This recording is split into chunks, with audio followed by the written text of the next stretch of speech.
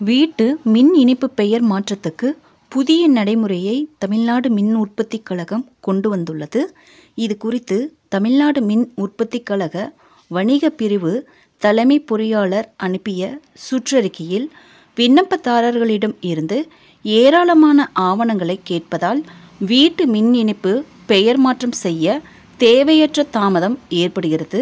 இந்த பணிகளை வேகப்படுத்தும் வகையில் முந்தைய உரிமையாளரின் ஒப்புதல் பெறும் படிவம் 2ஐ நுகர்வோரிடம் இருந்து பெற வேண்டியதில்லை என அறிவுறுத்தப்படுகிறது.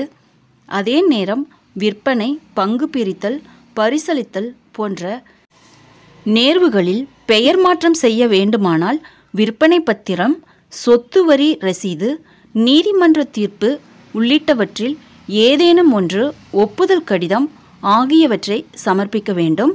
குடும்பத்தின் மூத்த உறுப்பினர்கள் உயிரிழந்தால் பெயர் மாற்றம் செய்யும் நேர்வுகளில் வாரிசு சான்றிதழ் அல்லது அண்மை காலத்தில் பெறப்பட்ட சொத்து வரி ரசீது மற்றும் இழப்பீடு பத்திரத்தை சமர்ப்பிக்க வேண்டும்.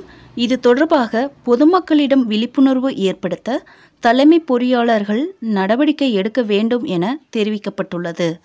மின் இணைப்பு பெயர் மாற்றம் செய்ய தமிழ்நாடு மின் உற்பத்தி மற்றும் பகிர்மான கழகத்தின் இணையதளத்தில் ஆன்லைன் மூலம் விண்ணப்பித்து தேவையான ஆவணங்களை பதிவேற்றி கட்டணத்தை செலுத்தலாம்.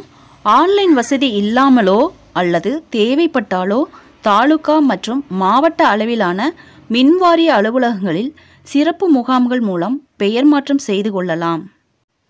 தேவையான ஆவணங்கள் பார்த்தீங்கன்னா, சொத்துரிமைக்கான ஆதாரம், சொத்து வரி ரசீது அல்லது பட்டா, சிட்டா அடங்கல் போன்ற நில ஆவணங்கள் கட்டாயம் தேவை. விண்ணப்பதாரரின் அடையாளச் சான்றாக ஆதார் அட்டை இருக்க வேண்டும்.